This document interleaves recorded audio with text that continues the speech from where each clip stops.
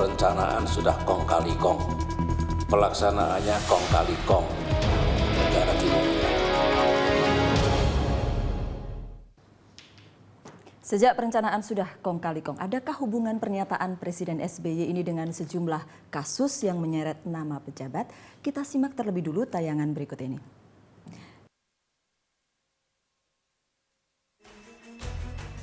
Sejumlah pejabat eksekutif harus berurusan dengan KPK terkait kasus korupsi. Menpora Andi Malarangeng diperiksa dalam kasus proyek Hambalang yang menelan biaya 2,4 triliun rupiah. Seorang anak buah Menteri Andi bahkan sudah jadi tersangka. Menteri Andi juga pernah dimintai keterangan oleh KPK dalam kasus proyek Wisma Atlet SEA Games di Palembang. Kasus ini menyeret anak buah Andi, Wafid Muharam, serta anggota DPR Muhammad Nazarudin dan Angelina Sondak. Menko Kesragung Laksono juga tidak luput dari pemeriksaan KPK. Menteri dari Partai Golkar ini diperiksa terkait proyek PON di Riau yang telah menyeret sejumlah anggota DPRD Riau sebagai tersangka.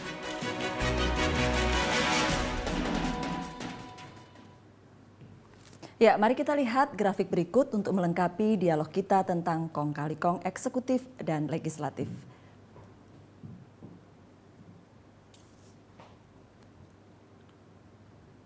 Ya,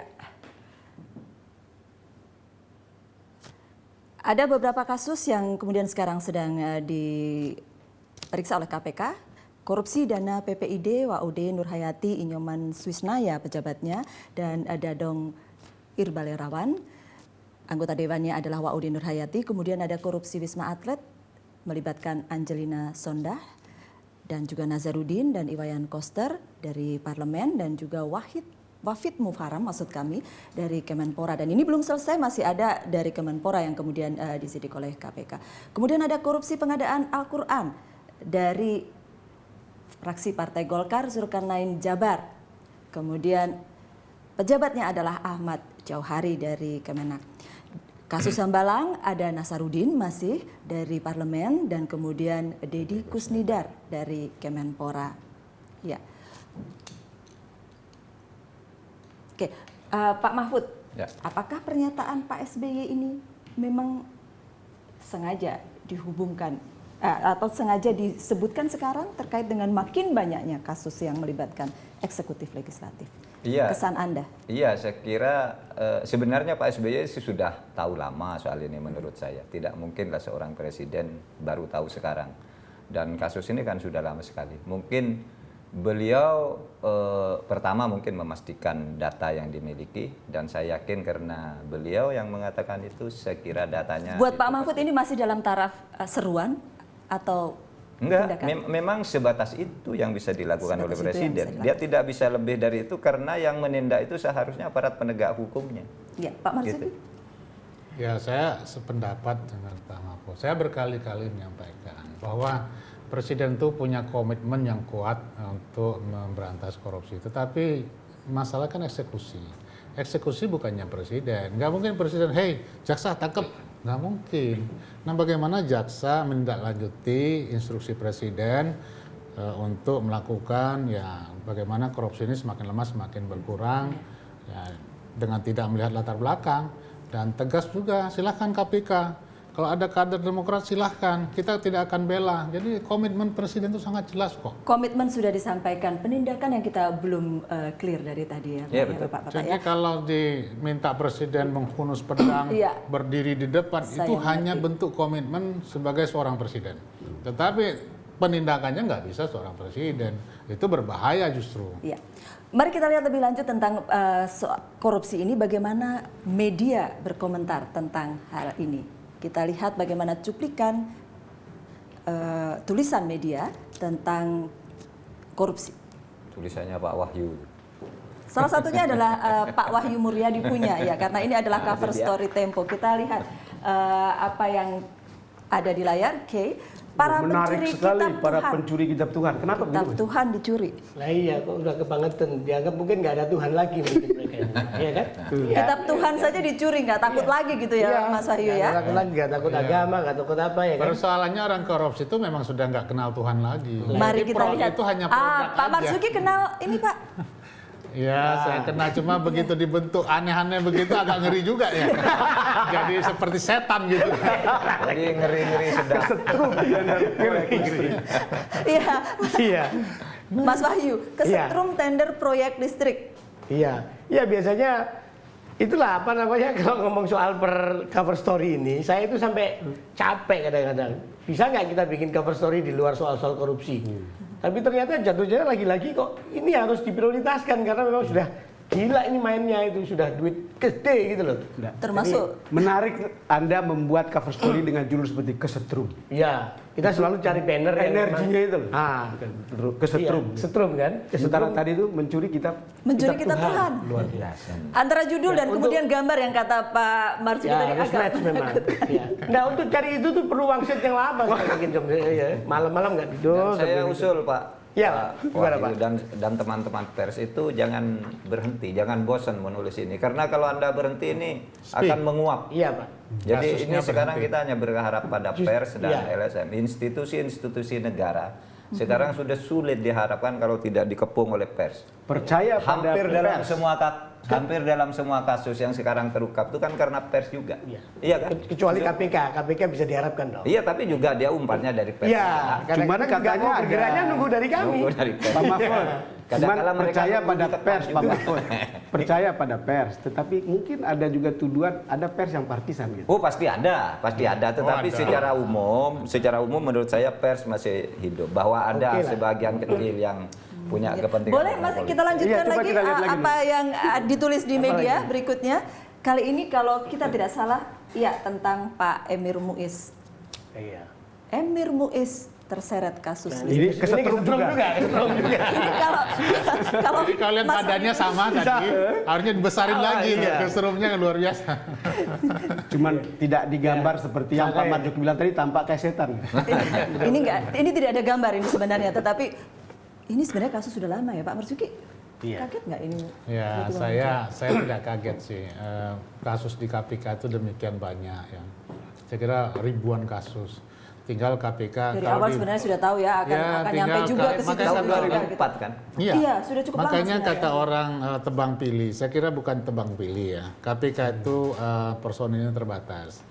Dan personil juga ada yang jaksa, ada yang polisi, ya juga ada yang serius, ada yang kurang serius barangkali. Iya, tapi Pak Mahfud, kalau sudah tahu bahwa penting KPK lalu kemudian mereka terbatas, kenapa ada beberapa waktu lalu ada wacana untuk taruhlah gedungnya tidak mau masih ditunda-tunda. Ya, saya begini, saya sampaikan ke KPK, kalau ada kebuntuan dengan komisi, bisa sampaikan surat kepada pimpinan untuk kita rapat konsultasi.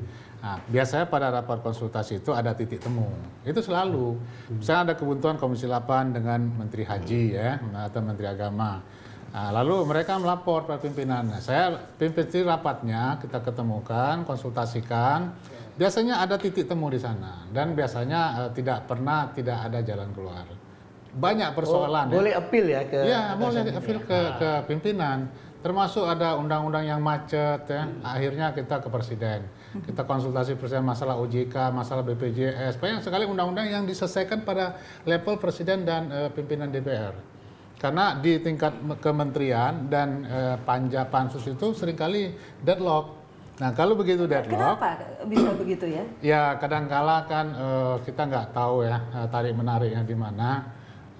Kalau begitu pimpinan sudah mengambil alih, kita kan lobbynya kan mungkin kita panggil praksinya, kemudian kita konsultasi presiden. Biasanya kan akan ada titik temu. Biasanya demikian. Salah satu yang kemudian muncul kong kali kong itu mungkin karena sulitnya juga mencari titik temu antara legislatif Nah, dan ini yang eksekutif. seringkali bisa juga diplesetkan ke sana, tetapi juga ya seperti istilah yang dibintangin.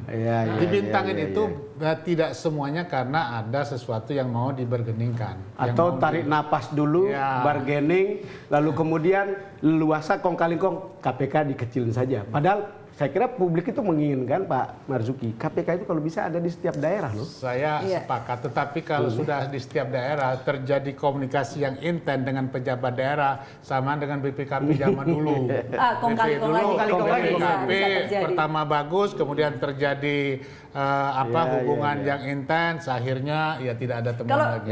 kalau Itu kita berbahaya itu. Kalau kita balik ke bicara ke kong kali kong, tadi Pak Marzuki katakan ya itu dari eksekutif dulu, karena mulainya dari eksekutif, usulan dari eksekutif. Pak Mahfud. Ada dalam banyak kasus, ada yang mulainya dari DPR juga. Artinya tahu bahwa DPR itu akan memberi persetujuan ke eksekutif.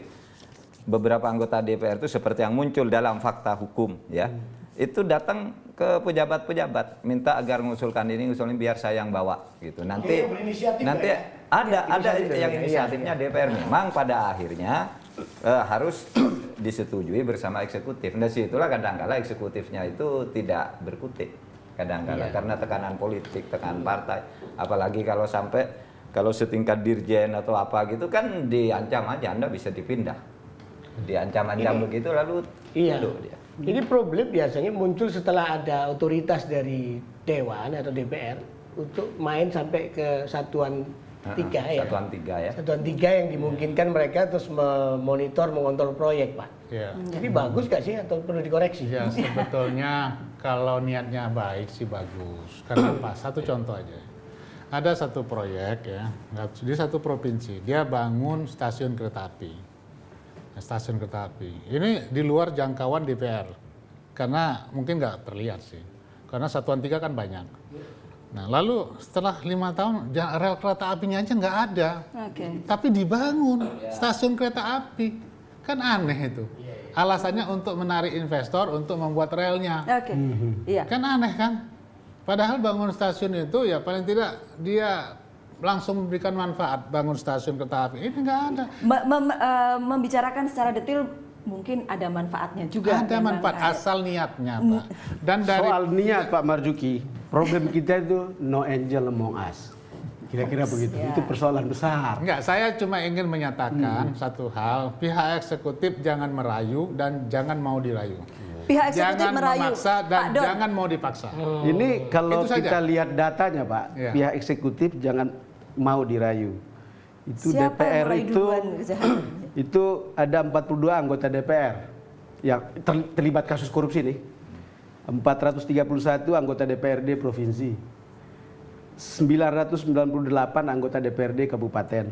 Kepala daerahnya ada 173 kepala daerah yang Bertanggal berapa itu? ini data terakhir yang kita punya, 121 divonis bersalah dan kita tahu ada berapa bekas menteri yang sudah masuk penjara. Kita mungkin akan detailkan nanti di Luar biasa. bagian berikutnya ya, termasuk siapa sebenarnya sih yang mulai gitu, siapa yang menunjukkan niat duluan. The Headlines akan kembali untuk Anda tentang fakta keterlibatan banyak pejabat eksekutif dan legislatif dalam kasus korupsi menguatkan semakin meyakinkan publik atas pernyataan SBY tentang kong kali kong.